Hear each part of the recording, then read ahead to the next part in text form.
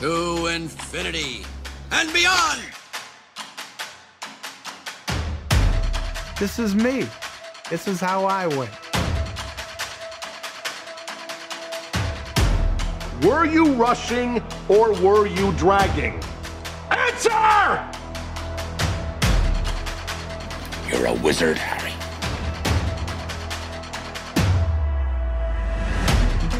Say what again? Say what again? I dare you. No, I am your father. Hasta la vista, baby. Are you not entertained? Are you not entertained? And here we go.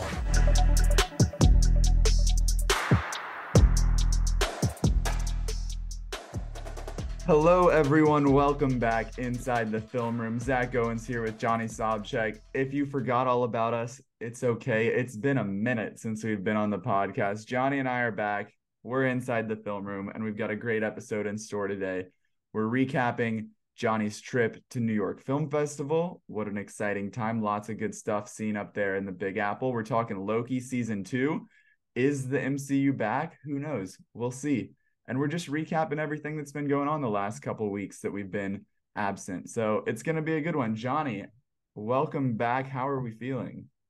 Yeah, hey, last couple of weeks, last couple of months, who's to say anymore? It's been a hectic... As we learned from Loki, time does not exist. Time is a circle, it's a construct, whatever. Yeah, well, however you want to define it, it's undefinable. But I'm excited to be back. It has been a busy period for the two of us, but that's a good thing. Lots of stuff going on in our personal lives, professionally. There's been a good mix of, I think, movies and shows as well. But I'm excited to catch up with you, catch up with the listeners, and I think we have a good little slate of stuff to talk about today as we move towards the last couple months of the year. For sure. But before we get started, make sure you are subscribed to the Rewind newsletter so you can get everything inside the film room delivered to your inbox. All of our website posts. Johnny's been putting out some of his reviews from New York Film Festival. We've got podcast episodes coming your way, some exciting giveaways lined up. So as we're really getting into the thick of this fall award season, festival season, everything that's going on, make sure you are getting everything that we're sharing by signing up for the Rewind newsletter. You can find that on our social media pages at Inside Film Room and on our website. But I know, Johnny, the general question, what's going on? You'd hinted at it, some travel. We obviously had the film festival. You've been to Disney World. Beyond just movies and TV, is there anything big, anything going on in your life that you need to update the people on over the last couple months? Yeah, so in my day job, which keeps me plenty busy, I did get a nice little promotion, kind of my first formal promotion since I started working there a couple years ago. Moving on up. I'm moving on up, and the thing that I like and that's going to be nice about this job, I think, helping me moving forward in my career is it's a lot of writing and more like written kind of correspondence stuff. So I'm excited to get into something that I'm just more familiar with, a little bit more comfortable with, I would say. So that has been a nice little change, and it also gives me. If we had a producer on this podcast, I'd have them like blast the air horn right now. It's like burr, burr, burr, burr. But yeah, no, I appreciate it. Thank you. Yeah, I like this one. It just gives me a little bit more, I think, flexibility, independence to do some other things, and a little bit more experience in something, like I said, I'm more familiar with. So it's so far so good, and a little bit of a pay bump doesn't hurt either. As we go into the holidays, Can't complain. Especially, yeah. So. But enough about me. How about you, Zach? What have you been up to? Anything you want to fill us in on as we get into before we get into the TV and movies? Nothing too crazy. A little bit of travel. Went on vacation with the family. Was down in Austin last week for a work trip covering Austin City Limits Music Festival. So I know a lot of our favorites down there. Johnny got to see Hozier, amazing. You had just seen him when you were in New York. What a combo going up for the film festival, and then you were like front and center for him as well. What a duo. But he was fantastic. That was the second time that I'd seen him. Got to see a lot of other people that I love. Shout out Noah Kahn, my king, Maggie Rogers, Mumford and Sons. So that was a really good time. It's my first time down at that festival, and now I guess since we haven't, the two of us, since July, I also in that time period went to Lollapalooza. So I'm just turning into like a festival guy over here. Um, so a Your lot of dance down and everything? Are you like, you're stunting like out of I've got like my glitter and sparkles and the wings, and I've got the fit down to a science at this point. beautiful. Um, but no, that's honestly probably like two of the biggest highlights for me. Very fun to get to. I'm a big fan of live music, so anytime I can see a concert or a festival or something, it's a very cool experience. So that you were at the film festivals, I was at the music festivals, so we had to balance each other out. But nothing too crazy other than that. I've been watching some good stuff. I try to just like keep it recent because, like I said, it's been a while since we last talked about stuff. So I didn't want to be like, oh yeah, back in early August, I watched this movie.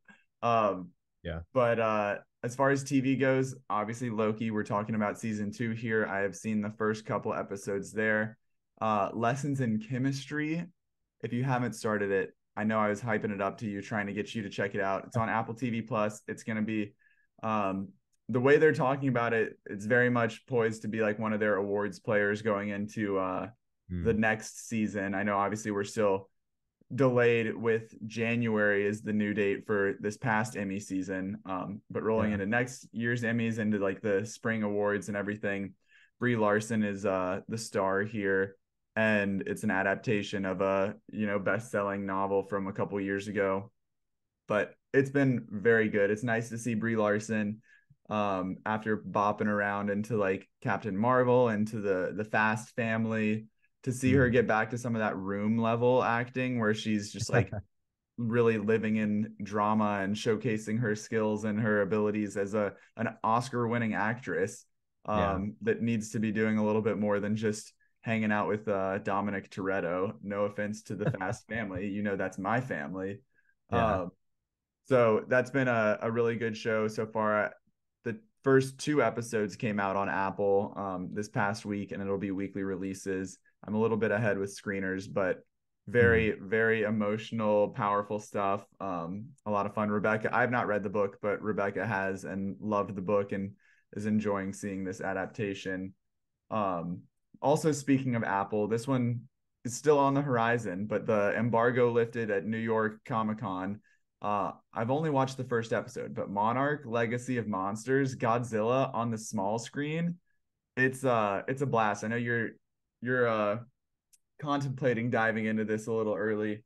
Yeah. But I've only watched the first episode, like I said, but it's pretty epic from what I've seen so far.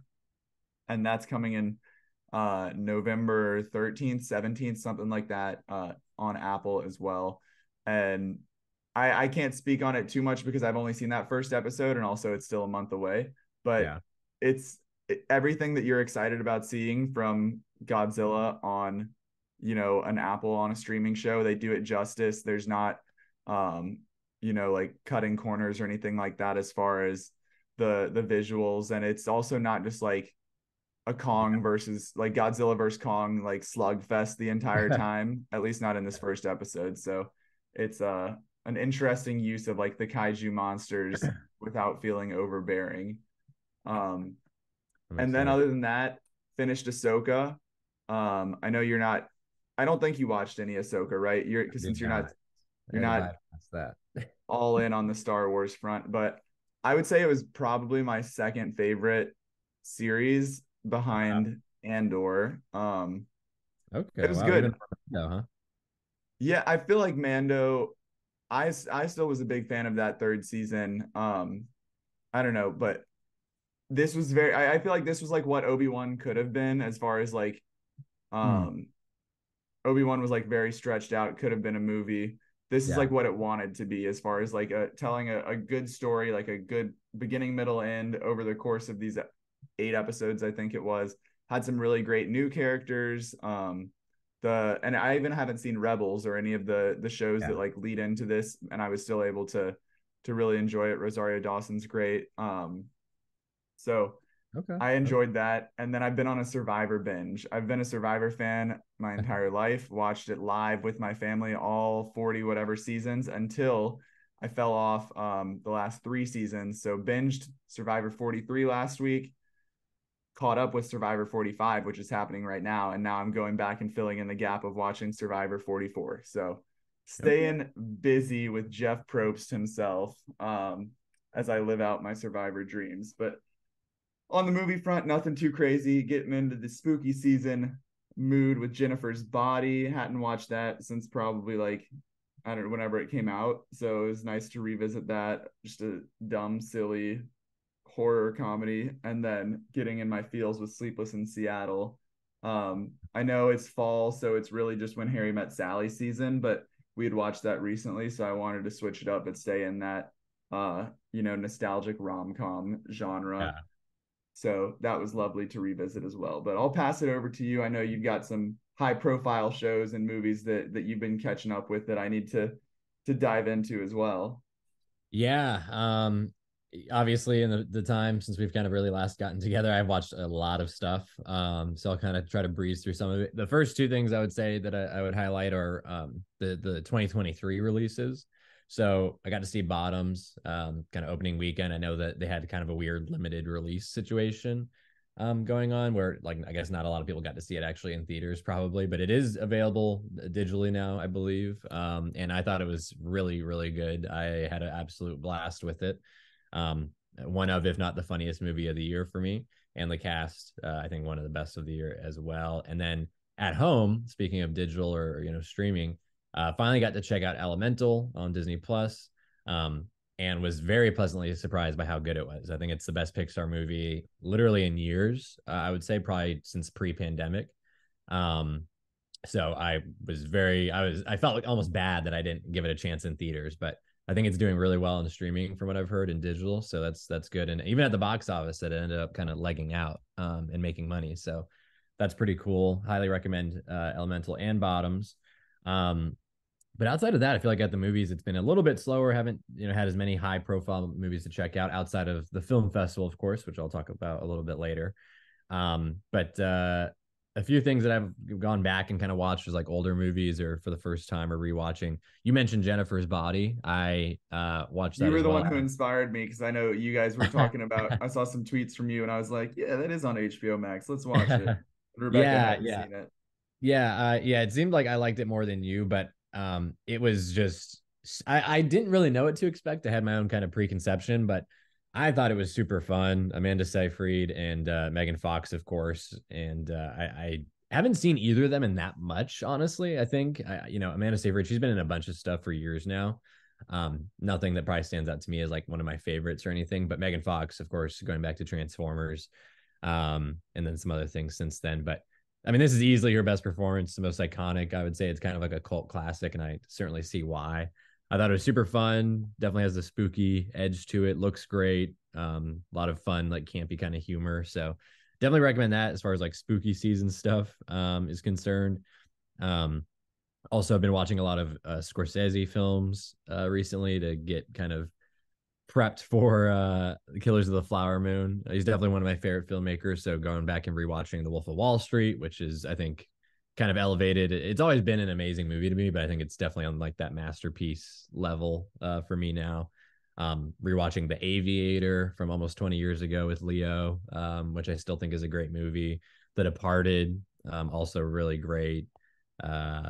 And several others, but I've also gone back and just watched like some older movies in general that I like hadn't seen before. So Michael Mann, I had like a little Michael Mann stretch where I watched Manhunter, his debut feature from 86, and then his debut feature from 81, Thief, and then Manhunter from 86, which is partly associated with, it's like based on novels related to The Silence of the Lambs, which is like one of my favorite movies. So was really keen to see like what that was like and how it compared to Silence of the Lambs. Totally different movie, but I think if you're a fan of Silence of the Lambs, I think that you would get a kick out of Manhunter because it has similar themes and that kind of thing, but it's the approach and the visuals and everything is just totally different. So I thought that was really cool. I watched William Friedkin's To Live and Die in LA for the first time, actually also in New York at a repertory screening. Rest in peace to William Friedkin. I'd never seen that movie before. I thought it was really, really good. Had a great time with it. Probably my favorite movie of his that I've seen. I haven't seen like his bigger ones like The Exorcist or The French Connection yet, but really enjoyed that. And then just a bunch of others. Gotten some other spooky films. I rewatched The Silence of the Lambs as well. Watched some Disney movies before I went on my trip to Disney World. So I've been all over the map in terms of like what I've been watching. It's been very, very eclectic. That's kind of my general like taste and style, I feel like. So it's fitting. But he's got range. Yeah, I've got some range, folks. But I think I've been kind of filling in the gaps as, like I said, we move into this last 2.5 months of the year. I think the film slate, even with the actor strike still ongoing, it's still pretty impressive, and we're gonna have a lot of really good stuff coming our way soon. So starting today, when I go to the theater to see an epic 3-hour film that will go down in history as one of the top films of 2023. And that is the Taylor Swift Eras Tour movie. And then tomorrow I'm seeing Killers of the Flower Moon. So hey, talk about rain. I tweeted that this morning, expecting it to pop off. So shout out to the 2 people that liked it.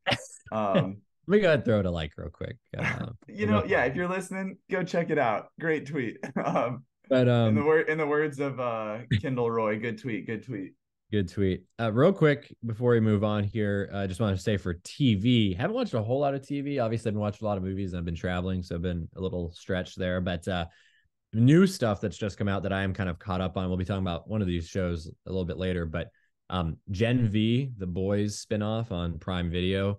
I think we're 4 episodes in right now, and I have really enjoyed it. I'm not in the party that thinks it's like on the level necessarily of The Boys or like even better than The Boys, as I've seen some people say. I can definitely understand that, but I think The Boys is a little bit better. I mean, we've had 3 full seasons of that, and we've only had like 4 episodes of this show, so hard to compare, but I think it's a worthwhile spinoff. And if you're a fan of The Boys at all, I certainly think you'll enjoy this show. And then also on Netflix, 3 episodes into The Fall of the House of Usher, Mike Flanagan's new series, limited series on Netflix. His last Netflix series, of course, The Haunting of Hill House, was a huge breakout and like big for Netflix. The Haunting of Bly Manor as well. Yeah, which I didn't enjoy Bly Manor as much of Hill House. I think Hill House is almost like a masterpiece. Bly Manor was good, and then Midnight Mass also pretty good. And really enjoyed the performances in that, I think, more than anything. But yeah, I never watched the 4th one, Midnight Club, I think is what it was called. Oh, I totally forgot about that. Yeah, I think that did not do like as well as the other ones. I watched like the first episode or 2 and just never like couldn't get into it because it felt so different from the 2 hauntings. Well, it's like all kids for the most part in that, isn't it? Yeah. So I felt like I was betraying him by not being like as obsessed with that and watching that as I was with the first 3. But Fall of the House of Usher has me very excited to return. I think it'll be a good kind of last hurrah for him. He's going out with a bang, pun intended on that. If you've seen the show, you'll understand. But yeah, I'm excited to finish it. It's a great spooky season watch. It's definitely got heavy horror elements as typical with Flanagan. So yeah, I recommend checking it out. And it's all episodes, of course, as Netflix does. They're all out now. So give it I'm curious how much of his acting troupe will be. I guess because he's making the jump to Amazon, so I imagine that most of those people will be going with him wherever he goes because he's got a loyal band of actors with him. His next it's funny, it's interesting you mentioned that. His next big project that he's doing that he's like set up at Amazon is it Dark Tower, adapting Stephen King's The Dark Tower series.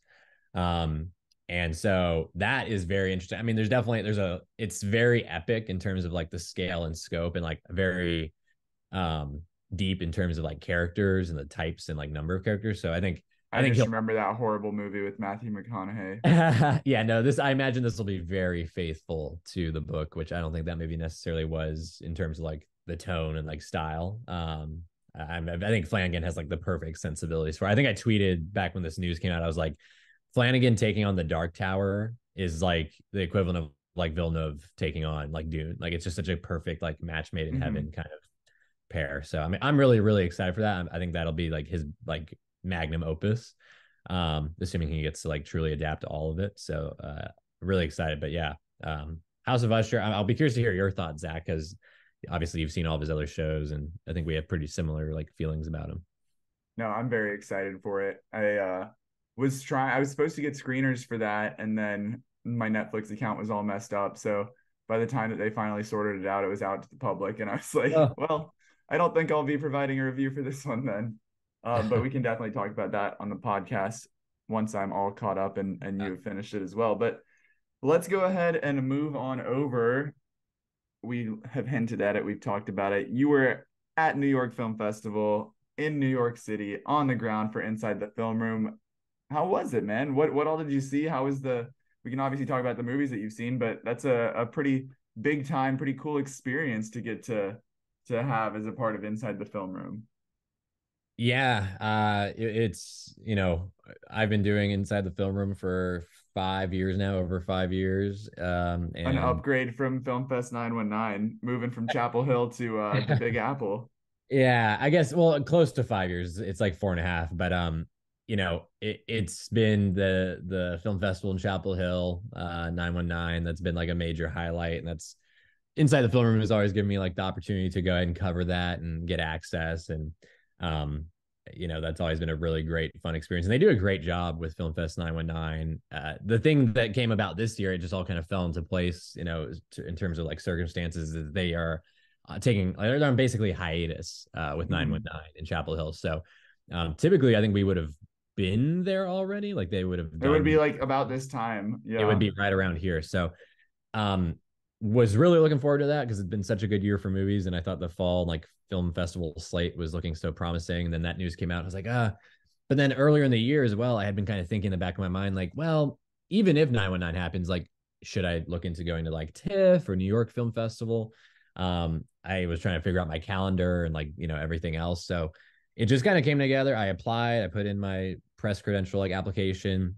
Wasn't like super confident like one way or another, because I'd never done it before. Wasn't sure what to expect. This is my first major festival, especially outside North Carolina or like this region.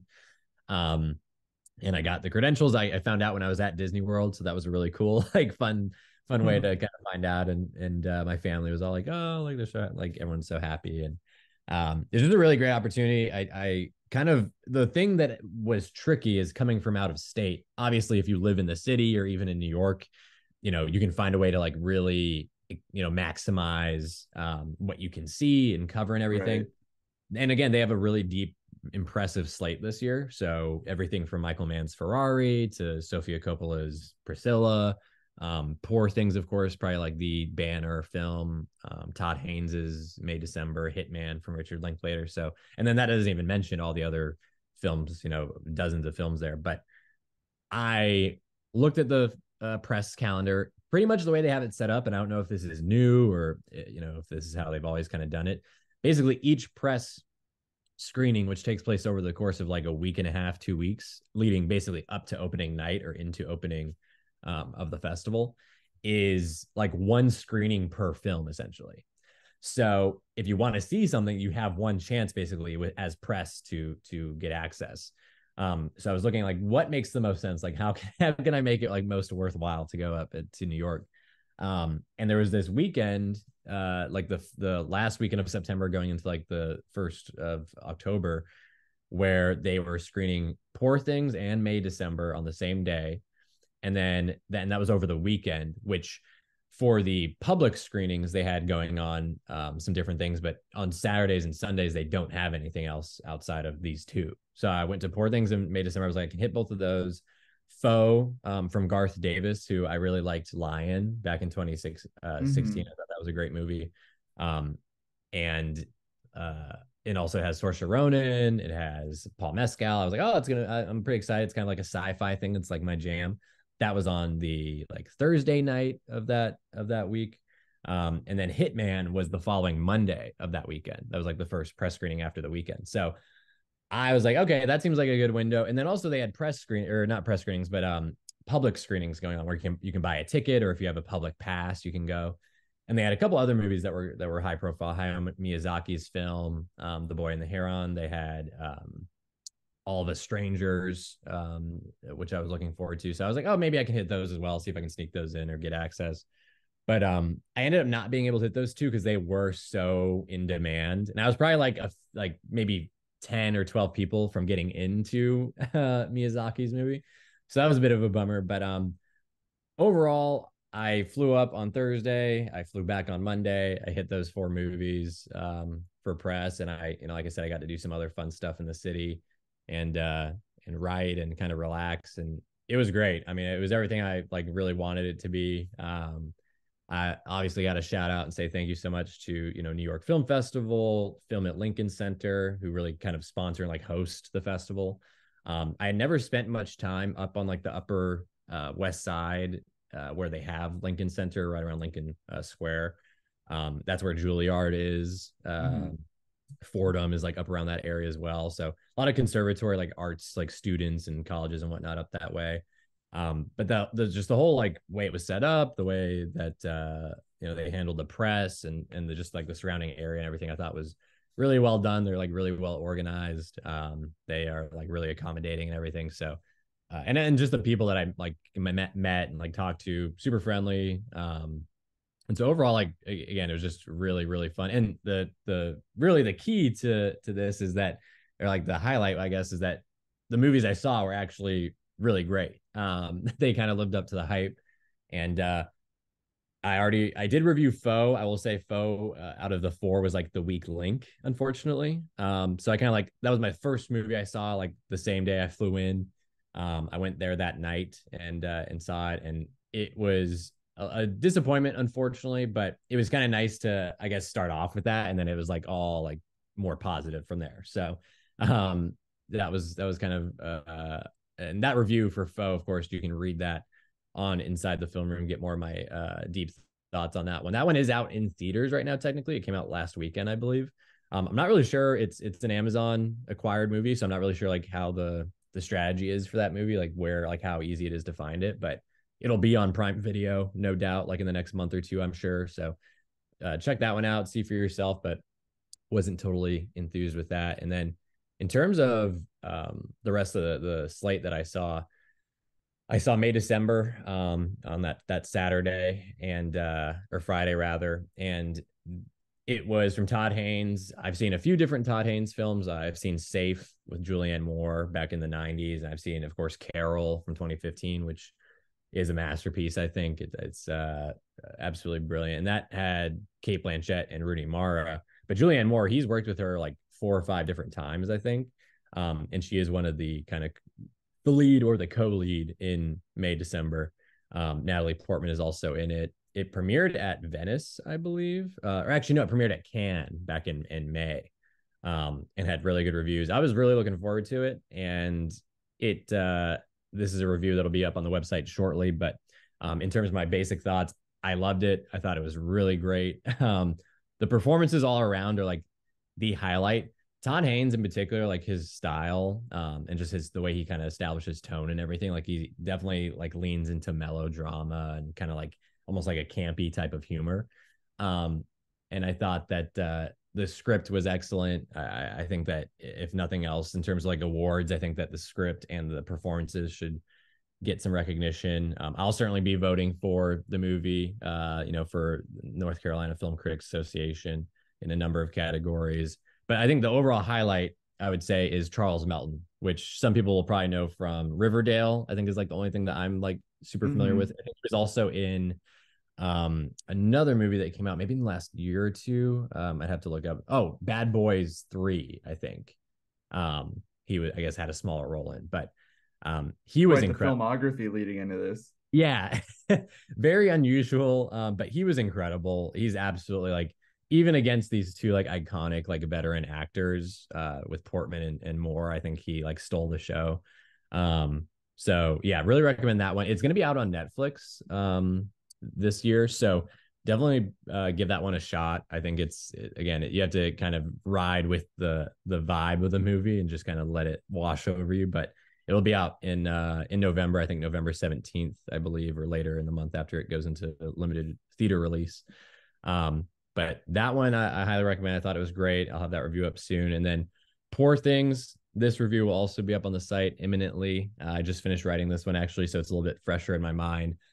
I'm not going to say too much because so many people have already commented on it, but it's incredible. It's amazing. It's kind of everything you've probably heard and maybe even then some.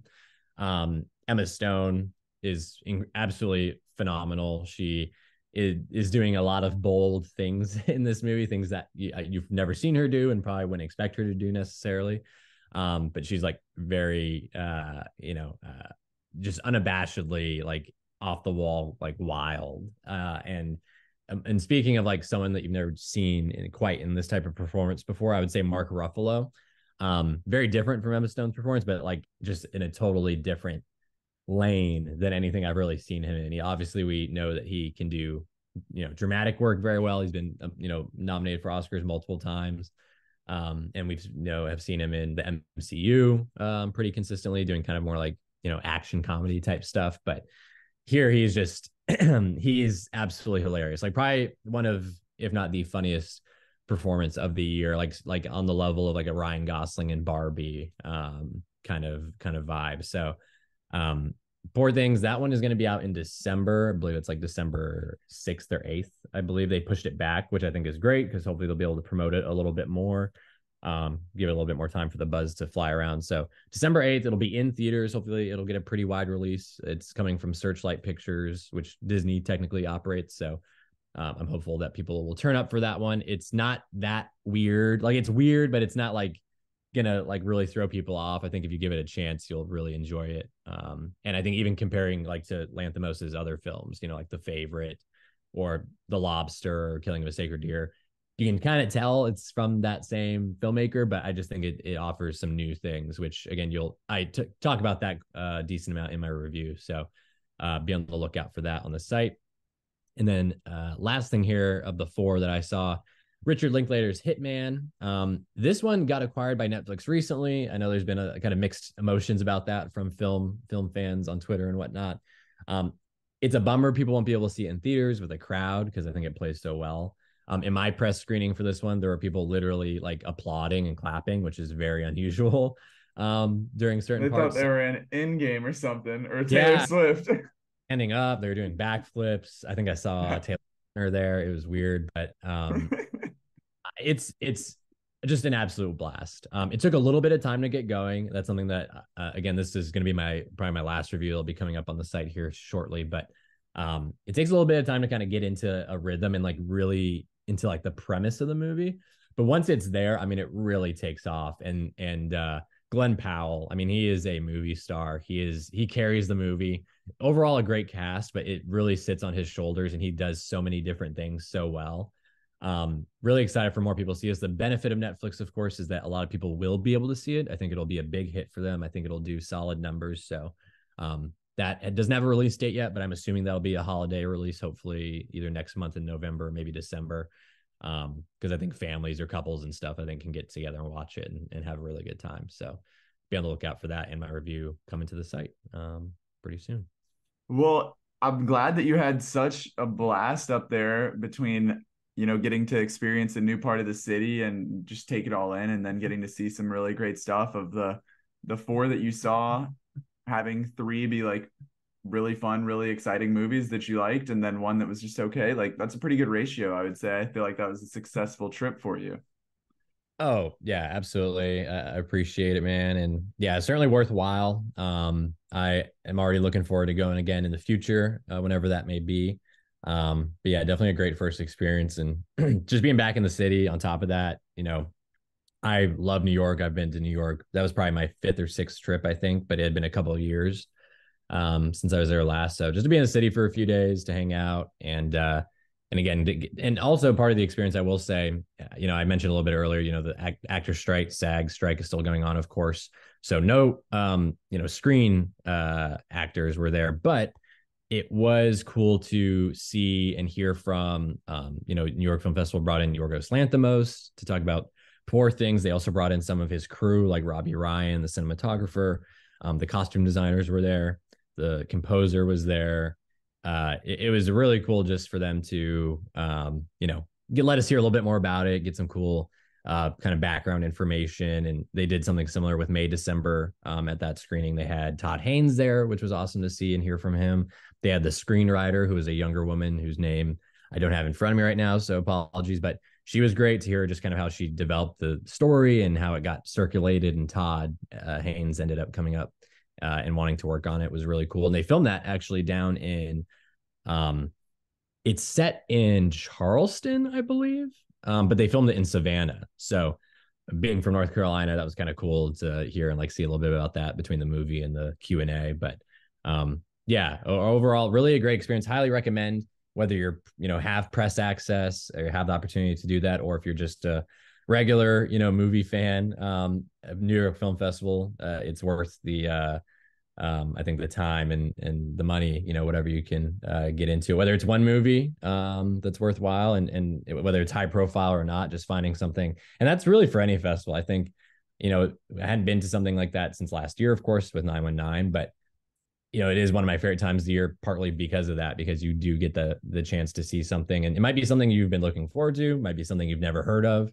But I think the festivals just generally, whether it's major, minor, regional, national, international, they do a pretty good job of organizing and curating and putting these things together. So definitely recommend it. Like I said, I'm looking forward to going back already. And again, thank you to New York Film Festival and Film at Lincoln Center, and of course, Inside the Film Room and Zach for again the platform. And again, I'm excited. The 2 reviews got out so far. Really happy with those. Good to be really back in the groove of writing again, and got the reviews for May December and Hitman coming up as well. Hey man, that is all you out here, but we appreciate you doing that and putting on the coverage and repping Inside the Film Room up there. So like he said, make sure to check out those reviews as they come through. And I'm sure we'll still be talking about these titles throughout award season and into the spring and whatnot. So this is not the last you're hearing of these, but let's switch gears over here to the TV front, talk a little streaming as we dive into season 2 of Loki. This premiered 2 weeks ago at this point. We're 2 episodes deep, so we've got both of those to talk about. The latest MCU series on Disney Plus, the second one this year so far, 4th overall MCU project in 2023 behind Ant-Man 3, Guardians of the Galaxy 3, Secret Invasion, and now Loki. And then we've still got the Marvels to come in November, and I believe that should wrap up this year in the MCU. I have not watched Secret Invasion yet. That's the first thing. I know we talk about the MCU and whether we're over it or not. Yeah. And that was the first one that I watched the first episode and didn't continue on with it. May eventually get back to it, who knows. But that was the first one where I was like, yeah, I'm probably okay to miss this. And I'll say it, Loki is totally fine to watch. Loki has, despite being integral to this multiverse saga that they're working on right now, it has very much, from these first 2 episodes, stands on its own, which is surprising considering like the timeline and Kang and all of the stuff that like is setting up this massive phase.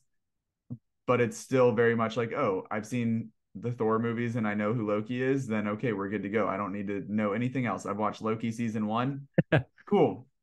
Which I appreciate. I enjoy, like I have seen everything besides Secret Invasion, but I feel like that's a very refreshing, like Loki's just out here doing his own thing instead of setting stuff. I mean, it's probably like subtly setting stuff up or leading to what's next, but it's not like, oh, to speak in Star Wars terms, it's not Glup Shido appearing on the screen and people losing their minds, Yeah.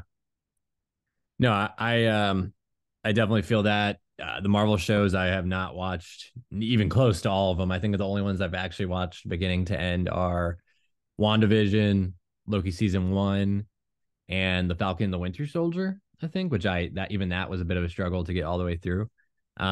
Justice for Hawkeye. Hawkeye. Underrated legend. Haven't watched a single episode of that. I haven't watched a single episode of Miss Marvel. I'm sure there's some I'm forgetting, but or the Secret Invasion, for example. She-Hulk. Nope.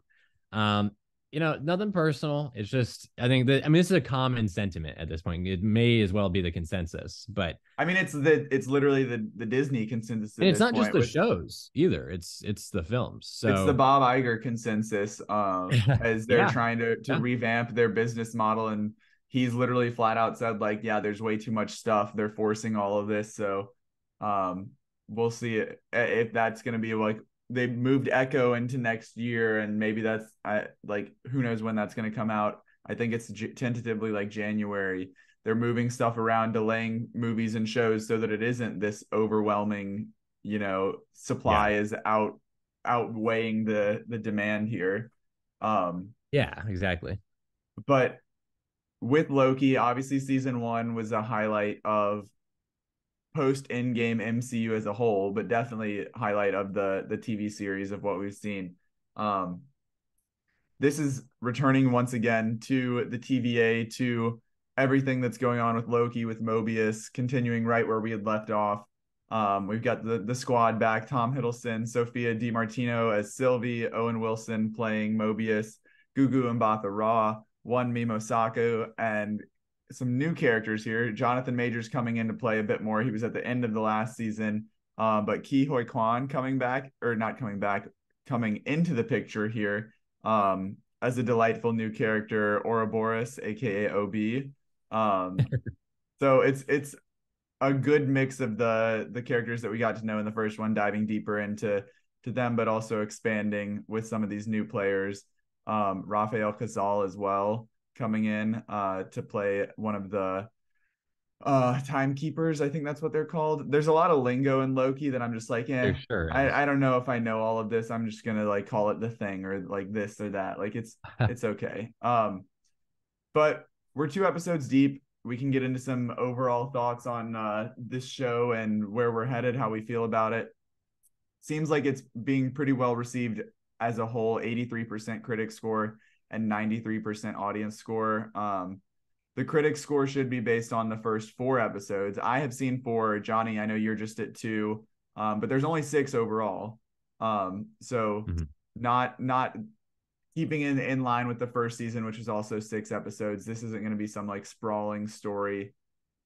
But season 2 picks up in the aftermath of season 1, when the big ending there at the again, butchering the terminology, the time beyond time or whatever it was, where the man who watches, or whatever, I don't know, whatever Jonathan Majors character, Kang, wherever Kang was and Sylvie took him out against Loki's better judgment, which led to the shattering of all of the different timelines.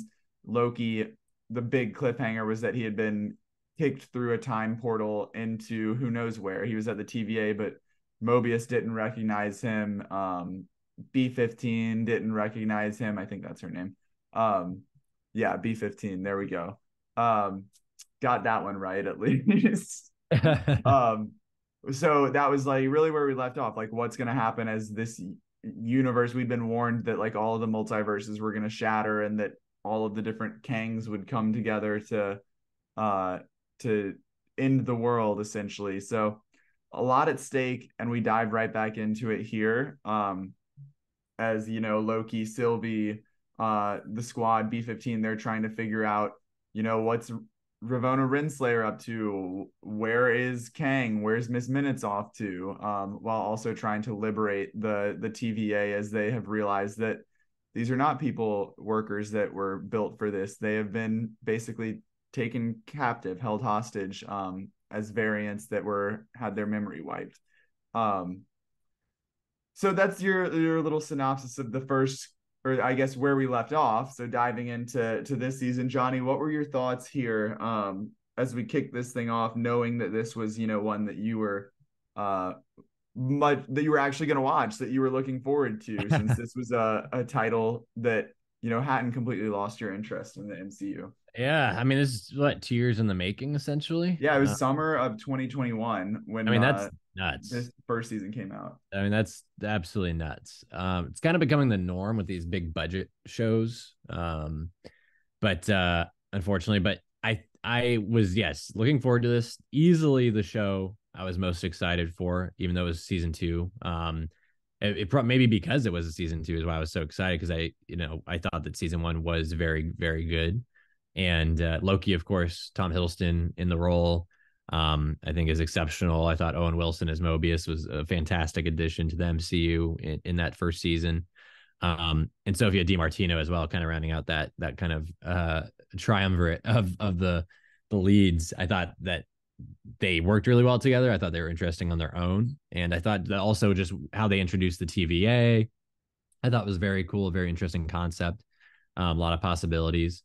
And then of course the way it seemed to hint at such larger implications and so much drama and possibilities with Kang and how that was going to inform, the next several years of the MCU, which I hate getting into like the bigger picture too much with that kind of stuff, but you kind of have to acknowledge it. And so I thought, okay, there's going to be some really interesting things going into season two. Now, in the 2 years since season one, I would say my my hyper interest has gone down a bit. But watching the first two episodes, let me say it like this. The first episode, it's like we never left. Like, it feels so good to be back. We're back, yeah. Tom Hiddleston crushing it as always. Just really fun. Just the vibe of the TVA and like the visual kind of gags and like fun that they can have. I love it. I think it just feels and looks so different from the rest of the MCU. And then of course, like the characters, just like their personalities and kind of how they engage with the other characters and like the world around them, with Mobius and just some of the other kind of like smaller TVA employees. Mm-hmm. I think is really great. And then of course, talking about new additions, I think Ke Huy Quan, coming off of his Oscar win, is absolutely delightful in this role. He's so fun. And particularly in episode one, he just really helps drop you back into that mindset and like the wild, like wackiness of the TVA. And I think his personality, as a person and as a performer, I think that they're just a very good fit for this kind of story in this kind of world. And so I thought he was a really big highlight. Tom Hiddleston, Owen Wilson, of course, great as always. The visuals, I think that this show, particularly in episode one, rather, of season two, and coming off of like Secret Invasion and Ant-Man 3 and blah, blah, blah, like all the negativity, big real sets that they're running around through, mm-hmm. and like really interesting, like fun, like camera movements where the camera's moving through like space. And like the writing, like in the dialogue, it has such a snap to it, and it's so fun and like engaging.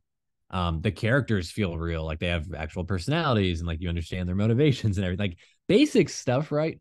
But because I think we in this franchise and on Disney Plus and MCU, like even the Star Wars shows that we kind of talked about earlier, touched on, that have been up and down, like this just feels so refreshing. Like just the style of the writing and the directing and everything, it just feels really good. And so I thought that was a really great kind of return to form, and getting us back into it. Now, episode two, which we'll get into more details here, but just generally speaking, I thought was a step down from episode one, which is a little unfortunate because it seemed like we just had all this momentum and things were so good, and then it just kind of like drops down a notch. So that was disappointing, but it doesn't hurt my overall feelings of the show or like the season. There's still 4 episodes to come, and I think that it's definitely going to go up a notch. But I think that's episode two, again, before we get into the details, I think it was just a little meandering, kind of like spinning its wheels a little bit, like kind of staying in the same place, literally and figuratively in some cases. So like, yeah, I wasn't crazy about it, but I'm curious to hear more like of your thoughts. And of course, you have a little added, I guess, benefit. I don't know how much you're going to like lean into that or talk about it, but you have seen 2 more episodes than I have. Yeah. No, I think everything that you said is very spot on. I was excited for this, but similar to you, like it's not just MCU as a whole. I'm like, take it or leave it at this point. So it wasn't like, oh my God, I'm so excited for Loki season 2 to come back. Like maybe it would have been if it had been, within a year of the first season happening. That's just because, as an overall product, I've become less interested in this. So when we got back, episode 1 was very exciting, very fun. I was like, yes, amazing. This is fun. Let's do it. Tom Hiddleston, like you said, is born for this character, and I fully believe that whatever they need to do to make Loki the leader of the new Avengers, like make it happen, because this is your guy. Like, Benedict Cumberbatch is great as Doctor Strange. I don't really care about him as much as I would about Loki, or like I like Tom Holland as Spider-Man, but like there's just something about Loki and this performance that is so gripping as far as the superheroes, the supervillains, anti-heroes, whatever you want to call them, that I think he needs to be the foundation moving forward, because this is the best character that you've got in your arsenal right now. So all that to say, it was great to see him back playing this character again. But the first episode was a lot of fun, and I feel like, despite what I was saying earlier of like you don't need to see other stuff, this is it's doing its own thing. I still found myself kind of like second guessing of like, wait, what's going on? Who is this? What did I forget this person? Which I think works into what this show wants, because it is like you've got your time slipping, you're jumping all over the place. There is this like aura of confusion, like Loki. He's trying to figure everything out, and so it's nice to like be right there with him as you're trying to figure out where he is, when he is, what's going on.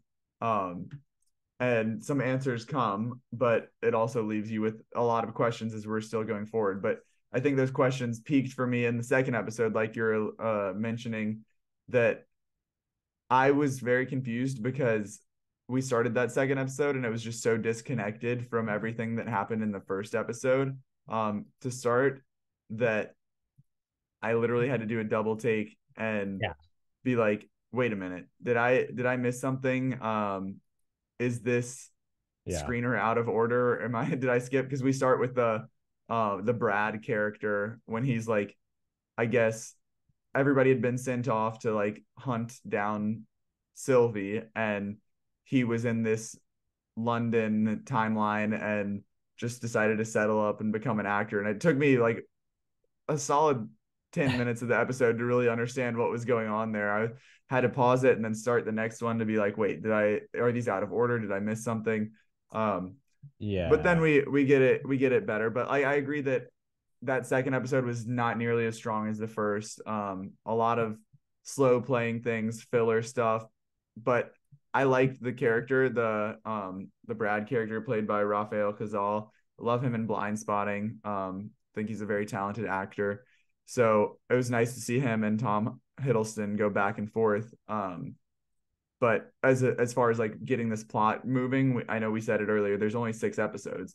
So, there's a solid chunk of that where it's just kind of dragging its feet until it's not until there's 10 minutes or so left in that second episode that we really actually get some time with Sylvie, who is obviously one of the breakout stars of that first season that we really came to like and care about. And to get the two Lokis, get Loki and Sylvie together at the end, was a very refreshing moment and made me excited for where we were going. And like you said, I've seen 3 and 4. I think 2 is definitely the weakest of all 4 episodes that I've seen. And things really pick up at the end of 4, or second half of 4. But we have yet to see, in the first 2 episodes, Kang. I'm curious how much, if any, of that was due to the like real life goings on with Jonathan Majors. If there was like any sort of, okay, well, let's ease people into the show, and then once they're still committed to the show, or if it was just, this is always how it was going to be. But there's a lot of fun stuff coming, and by the end of episode 4, I was like, okay, I need 5 and 6 right now. I'm excited to see how this wraps up. So yeah, I'm excited about this show overall. I think that the premiere was fantastic. The second episode was still good, but a step down. And I'm really excited to see it continue, and hopefully, we've seen the ripple effects of this, or what seems to be the ripple effects of this across the MCU already, is Disney canned the entire crew for Daredevil and is reworking that. So I don't know if that was already a thing, or if that was just going to be wait, we forgot what we could do. We saw everybody saw Loki come back out, and it's like, wait a minute, we need to do more of this. So hopefully that's the case, because I think it's no secret, we've talked about it every time we talk about the MCU, is that there's been a slump, and so to see it get back to what it could be with this second season of Loki, hopefully we can get that on a more consistent basis now. Yeah. I mean, to the MCU's credit, not to be a total downer or hypocritical, we did love, and we, just in May, Guardians of the Galaxy Volume 3 came out. It's hard to like think of that as the MCU, I guess, in some cases, because it's so James Gunn like led, and it's like kind of its own separate thing in some ways. But yeah, no, it's certainly been like a swirling negativity like over the last like year and a half, 2 years. So I think Loki, again, and especially with how you've described like episodes 3 and 4, I think this is a good return to form. Even though I wasn't crazy about episode 2, you're not alone, Zach. I think my feeling was very similar. Like, even just starting episode 2, I was like, wait, what is going on? Like, who is this? Like, what? How did the last episode end? Like, yeah, just kind of unusual, like a little just, I think, disjointed there. But I think I'm optimistic, especially after hearing from you. I think that there's going to be some good stuff coming. And you having not seen episodes 5 and 6, like, I mean, we don't know if there's going to be a Loki season 3, right? And we also know Kang is a big part of this show. Yeah, I mean, I don't know how long you drag out Kang and Loki shows, knowing that you've got, Kang Dynasty or whatever, 2 Avengers movies, whatever they're called. Yeah, I don't know how quickly that story is progressing beyond just what's happening in Loki. Yeah, because he was already in Loki season 1, and then he was the main villain in Ant-Man 3 earlier this year. So you got to imagine they're going to be putting up something pretty solid and pretty, major and exciting. So we'll see. But I'm glad to hear that, it's going to be promising moving forward. And I think people should definitely give it a shot, even if you've been a little lukewarm or mixed on the MCU as of late. If you enjoyed Loki season 1, or if you want to see more Loki, like Tom Hiddleston in the role, or I guess see kind of what the implications are going to be moving forward for any of this stuff, I would say give it a shot at least. At least give it into episode 3. See if you feel better after episode 2 if you aren't crazy about it. But for sure. And that's going to be, weekly releases now on Disney Plus. I believe they copied like the what we're seeing now with streaming of like the 9 p.m. release slot that, Hulu does it, Apple does it. So I would imagine, if I'm making that up, they should do it, but I'm pretty sure that's what they're doing. So that it's more of that appointment TV. But we'll be keeping up with this throughout the season. Got a couple of episodes left, but that's Loki season 2, episodes 1 and 2 so far. And that is our show. Thank you so much for listening, for tuning in week in and week out. We would not be able to do this without the support of all of you listeners out there. So thank you. Absolutely. Thanks, Zach. Good to catch up with you as always. Excited to be back in the grind here. Please follow us on Twitter as well. Follow us on Instagram, like us on Facebook, and subscribe on YouTube and catch all the episodes, interviews, and more over there. And those accounts can be found at Inside Film Room. And while you're at it, be sure to subscribe to our newsletter, The Rewind, and be sure to subscribe, rate, and review wherever you get your podcasts. We're on Apple, Spotify, Google, Amazon, iHeart, YouTube, anywhere you can find a podcast. We are there. And come back next week. No, we will not be reviewing Taylor Swift's The Eras Tour. Instead, we'll be reviewing another 3-hour epic, Killers of the Flower Moon. We will see you then.